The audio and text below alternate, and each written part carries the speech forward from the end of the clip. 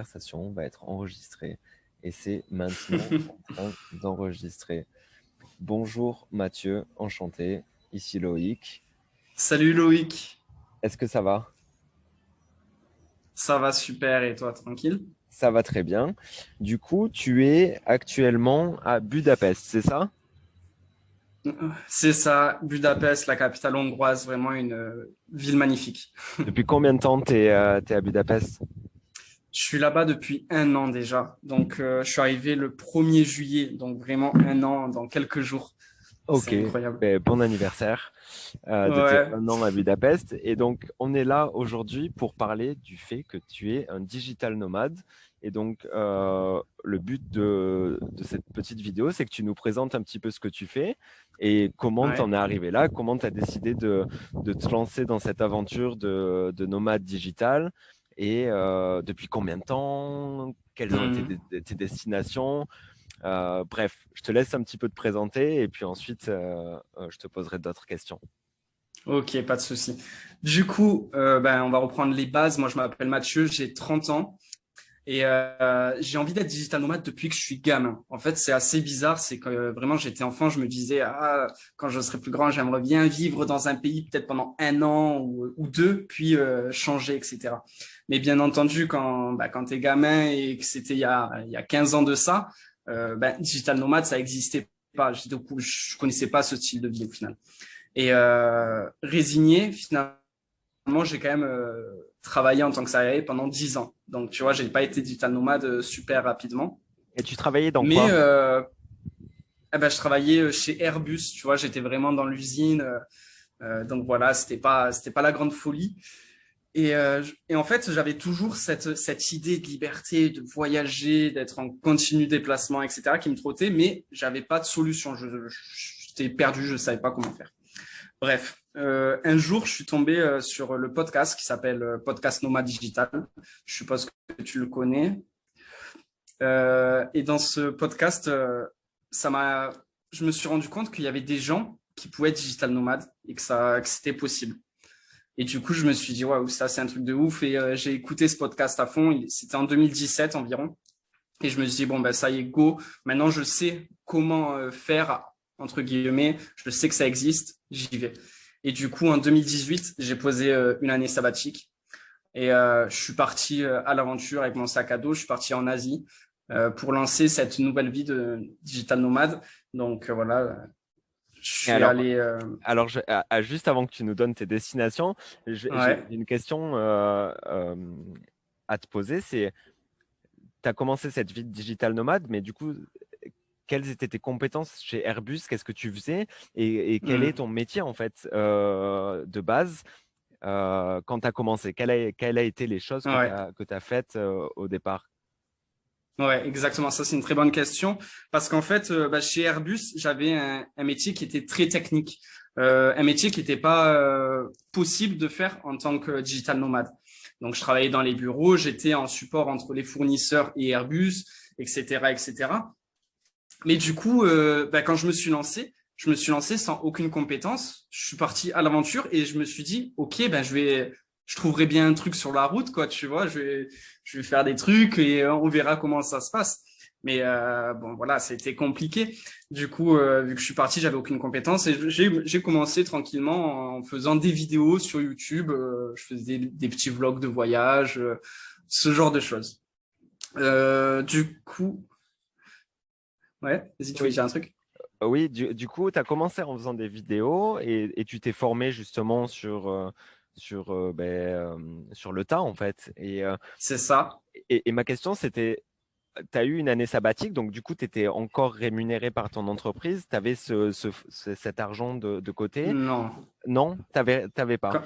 Du coup, ça m'intéresse. Non. Comment tu as fait pour pouvoir vivre et au bout d'un moment, quand tu deviens digital nomade, tu arrives à cette barrière, OK, il faut que je sois auto-entrepreneur ou freelance ou il Ouais. faut que j'ai un statut et il faut que je mange.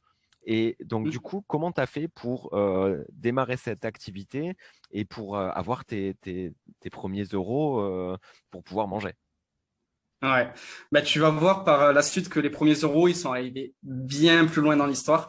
En fait, quand tu poses une année sabbatique, tu fais encore partie de l'entreprise, mais tu n'es plus rémunéré.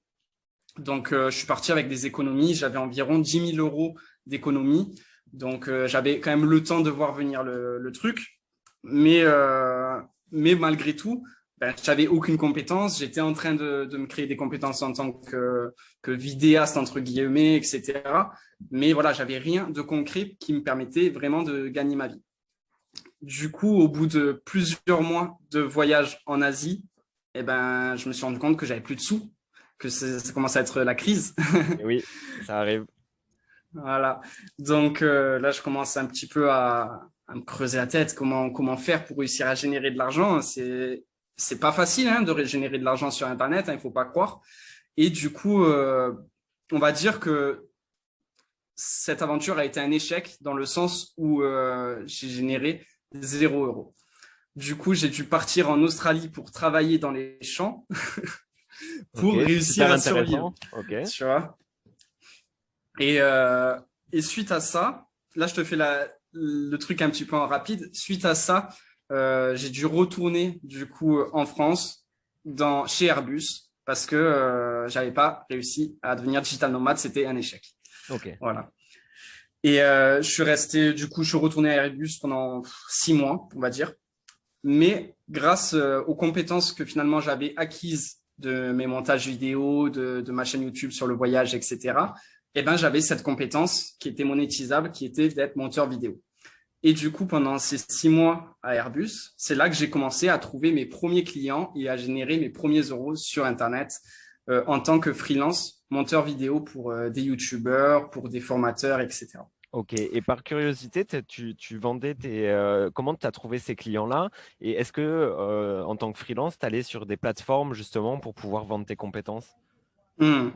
Ouais, ouais. En tant que freelance, il y a plusieurs plateformes qui existent, notamment en français, il y a la plateforme qui s'appelle Malte.fr, qui permet de mettre en relation les freelances avec des clients.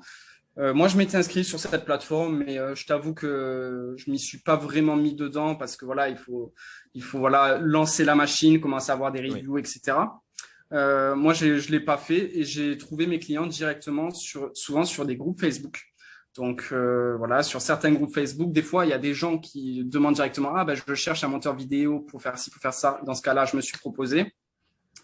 Et ou sinon, de moi-même, je marquais une petite annonce, bah voilà, je suis monteur vidéo, je peux vous aider, faire ci, faire ça. Et voilà, et c'est comme ça que j'ai trouvé mes premiers clients. Et, euh, et du coup, là, voilà, j'ai commencé à générer de l'argent sur Internet. Je me dis, waouh, trop bien. Je me suis mis donc en tant que micro-entrepreneur, en statut juridique. Et du coup, 6 mois après, ben, j'ai vraiment démissionné de chez Airbus. Je générais pas vraiment beaucoup d'argent, mais c'était suffisant pour moi pour vivre. Du coup, voilà, c'est comme ça que réellement a commencé mon aventure de digital nomade avec un gros échec, un retour à la maison, puis Mm. finalement, on arrive à repartir. Ok, Et et du coup, une fois que tu es reparti, tu es parti à Budapest, c'est ça? c'est ça exactement. Ben après, Ok. quand je suis reparti, j'allais donc poser ma démission, etc. Et c'est tombé presque pile poil avec le début du confinement, de tout le Mm. bordel qu'on connaît. Et j'ai eu l'opportunité, il y a eu une petite fourchette de temps où on pouvait voyager dans l'Union européenne. Et du coup, boum, j'ai filé à Budapest, en Hongrie, parce que je savais que c'était un spot plutôt bien connu pour les digital nomades. Et je me suis dit, vas-y, let's go, je vais là-bas. Et Et franchement, je ne regrette pas, quoi. et du coup, par curiosité, quand tu es arrivé, qu'est-ce que tu as pris comme hébergement? Tu as pris un Airbnb ou tu as loué un appart? Ou peut-être tu es allé visiter le co-living Vine 21, je ne sais pas si tu connais. Non, je connais pas Non? ce co-living. Peut-être que c'est à Euh, Budapest ou à Bucarest, je ne sais plus, mais c'est des Français qui tiennent ah, ça justement aussi, qui accueillent des digital nomades. ok. Euh, Bah, je mais vais me renseigner, je connais pas, ouais. ouais, quand tu es arrivé, Non, tu as fait comment? ouais, bah, quand je suis arrivé, en fait, j'avais fait des petites démarches, des petites recherches sur des groupes Facebook, du genre les Français à Budapest, et j'avais trouvé une petite colocation pendant 2 mois. Donc voilà, quand je suis arrivé, je savais que j'avais ma petite coloc pendant 2 mois. Et à la base, je comptais même rester à Budapest que 2 mois, tu vois, parce que je me suis dit, bon, bah, après, de toute manière, à ce moment-là, on se disait tous, bon, ben, le Covid, ça va vite se terminer. Dans 2 mois, je pourrais rebouger en Asie, n'importe où. Et, euh, et du coup, ben non, le Covid, ça durait bien plus longtemps que prévu. Et finalement, je me suis trouvé que la ville a été super bien. Donc, bah, je me suis dit, bah, au lieu de rester 2 mois, bah, je vais rester 1 an de plus, quoi. Ouais. L'histoire que tout le Covid, ça passe. Moi, je kiffe bien la ville et je vais rester là-bas. Ouais, mais des fois, Donc, c'est une bonne idée ouais, de rester un petit peu plus longtemps pour ouais. pouvoir ben, vraiment bosser sur ses projets et puis agrandir son réseau aussi. Hmm. Et du coup, aujourd'hui, qu'est-ce que tu fais à Budapest? Comment ton activité a évolué? Est-ce Hmm. que tu es content de ce que tu fais? Est-ce que ça te rend heureux? C'est surtout ça, moi, ma question, c'est ta vie après, donc du coup, ce premier échec, ce retour. Maintenant, tu Hmm. as pu repartir, tu as développé des compétences qui te permettent de gagner ta vie. Euh, Hmm. Aujourd'hui, où tu en es et est-ce que tu es content? Est-ce que tu as d'autres objectifs? Ouais. Ben, ouais, clairement, moi, je kiffe vraiment déjà que ce soit la ville, que ce soit ma vie actuellement. Tu vois, après les 2 mois que j'ai fait en colocation, je me suis pris un appart pendant 1 an, histoire d'être un petit peu plus tranquille et de pouvoir tourner des vidéos, etc. Et du coup, effectivement, moi, dans ma vie professionnelle, j'ai aussi fait un virage à 90 degrés parce que, en fait, il faut bien comprendre que lorsque j'étais monteur vidéo, c'était une occasion de gagner ma vie et d'être digital nomade. Mais moi, ce qui me faisait kiffer depuis le début, même quand je suis parti en Asie, etc., c'était le fait d'être digital nomade et pourquoi pas d'aider les gens à devenir digital nomade. Tu vois, c'est vraiment ça qui m'a toujours fait Hmm. kiffer. Et c'est ce que je fais maintenant par rapport à mon expérience, par rapport au fait que voilà, j'ai cru que c'était facile, je suis parti comme un fou, finalement je me suis ramassé la tête. Et ben voilà, ça c'est une bonne expérience pour aider les gens. Et du coup actuellement, je suis monteur vidéo, mais genre à temps partiel, je fais ça 10% de mon temps, juste un peu pour le kiff. Mais le reste de mon activité, elle a changé. Maintenant, je suis plus formateur et des fois, je fais un petit peu de coaching pour aider les gens à devenir digital nomades, justement, quoi. Ok, donc voilà, tu accompagnes les gens qui, comme toi, veulent quitter leur vie ou d'environnement, à devenir digital nomade.